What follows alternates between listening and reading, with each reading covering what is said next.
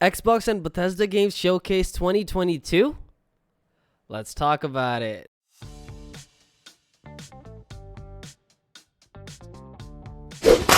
Welcome to Clean Tech, home of daily technology news and reviews, and today we're going to be taking a look at Xbox and Bethesda's Games Showcase for 2022. Today's video is brought to you by Clean Phone. More on them at the end of the video. Alright, so Xbox revealed a ton of exciting news at the Xbox and Bethesda Games Showcase, ranging from a longer look at Starfield to news about Overwatch 2 and Diablo IV. For this event, Xbox only focused on games available to play within the next 12 months, so at least you won't have to wait too long. In case you missed any of it, here's a roundup of the biggest announcements and trailers. We're not going to be playing any trailers because copyright, unfortunately, but we will still be covering everything. So, Hollow Knight Silksong is poised to arrive within the year. The highly anticipated sequel to the popular Hollow Knight indie title is set to launch on day 1 for Xbox Game Pass subscribers. The trailer shows off the platformer's beautiful artwork and gameplay, but there isn't an official release date just yet. Indie platformer, I give it a solid 10 out of 10. It's difficult, it's entertaining, it's done just right. Moving on to Overwatch 2, which will be free to play. It's official. Overwatch 2 will be free to play, and early access is set to come on October the 4th. The game will also feature a new tank hero called Junker Queen. Blizzard will reveal more information about the game during an event on June 16th, so more or less tomorrow. Starfield gameplay trailer. We did get an extended look at Bethesda's Starfield. The Persona franchise is hitting Xbox, so there's a bit of a shocker. Xbox is partnering with Persona developer Atlas to bring Persona 3 Portable, Persona 4 Golden, and Persona 5 Royal to Xbox consoles and PC. Persona Royal will be the first to arrive on October 21st, whereas Persona 3 and Persona 4 are going to be releasing sometime next year. Diablo 4 is coming next year as well. Finally, set to come out next year for both Xbox and PC. During Showcase, Blizzard showed off the game's couch co-op capability and introduced the 5th and final class, the Necromancer. I mean, Diablo, it's not just a game at this point, it's a category. It's, it has a cult following, to say the least, and, it's one of the OG games. So, if you're familiar with the game, or if you like similar games, I definitely recommend you to check out at least Diablo 3, and when you get the chance, when it comes around next year, Diablo 4. The next Forza Motorsport is coming with several upgrades. Alright, so these upgrades are going to include a new level of realism powered by the Xbox Series X's ray tracing capabilities. Some other changes include changes to the time of day and temperatures, tire and fuel management, in-depth car building, and much, much more. Halo Infinite's Pelican is coming to Microsoft Flight Simulator. Microsoft Flight Simulator 40th Anniversary add-on, available now, makes Halo Infinite's Pelican flyable in-game. It will also feature partnerships with the Smithsonian National Air and Space Museum in a one-of-a-kind collaboration, they say, with more details to come at a later date. Redfall is coming in 2023. This was an interesting trailer, the gameplay reveal itself, at least to me, so I'm definitely looking forward to checking out more as we proceed further into its release.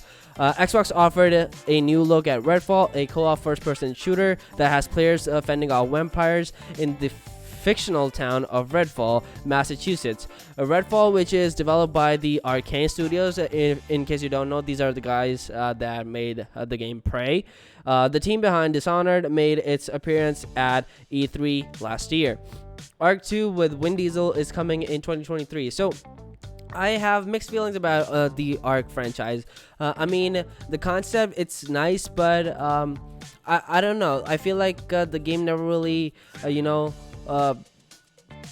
realized the true potential that it could have been, and it does not have a sizable community, at least in my opinion, compared to what it could be. Well, but that's just me. Well, we got another glimpse at Vin Diesel in Arc 2. The prehistoric survival sandbox takes place on the alien planet of Arat and is set to arrive next year on Xbox. But anywho, Vin Diesel is definitely doing something right. I mean, it's working for him. Forza Horizon 5 Hot Wheels expansion arrives in July. It's kind of like a thing at this point.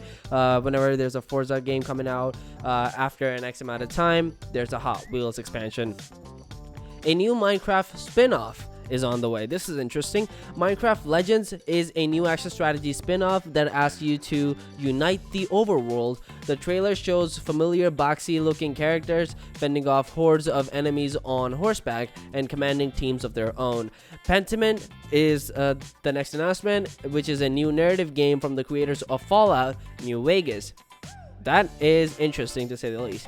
The first thing you'll notice about Pentiment is its unique art style. The narrative style game is set in 16th century Bavaria and comes to us from Obsidian, the same studio that brought us Fallout New Vegas, which in my opinion is a much better Fallout than Fallout 76. Just saying.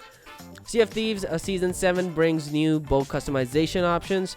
The next season of Sea of Thieves is titled Captains of Adventure and is set to become available on July 21st. It introduces the ability to buy, name, and customize ships. Elder Scrolls Online gets a new area to explore. Whenever I see the title Elder Scrolls, I'm hoping, I'm wishing, I'm praying to anything and everything that is high and mighty. Let it be Elder Scrolls 6. But every single time I'm faced with one form or another of disappointment, and it's just not. A new area is coming to the Elder Scrolls Online. High Isle consists of a series of isles located in the Citrus Archipelago, where you'll have to defend the area's population of Bretons from the Ascendant Order. And last but not least, Hideo Kojima is partnering with Xbox Studios on a mysterious new game. Hideo Kojima, we all know and love. Metal Gear, that person or director behind PT, Silent Hills, that guy. The developer, best known for his work on the Metal Gear series, like I said, made an appearance during the event, noting that his studio is partnering with Xbox on a new game. Details are still slim for now, but one can't help but wonder if it has anything to do with leaked gameplay footage that Kojima asked a reporter to take down. They also did Death Stranding, so yeah. And this is the guy, you just slap his name on something and it'll just sell itself. Yeah, so if it's Hideo Kojima, yes, I'm definitely interested. And last but not least, we also got a loose timeline of the Game Pass titles that are on the way, which, you obviously have access to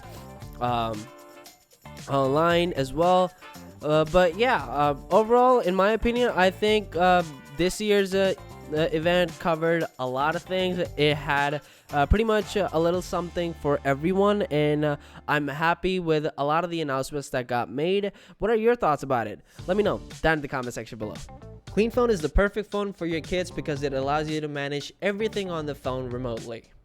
It has tons of amazing features, such as easily allowing you to pick and choose which apps and games your child can use, provides you access to active phone monitoring, including SMS and phone call usage, allows you to control how long and how often your kids can use apps or the internet. You can even check their call and SMS logs, including inbound and outbound calls and messages, and is the perfect way to manage their screen time. Check them out in the description box down below.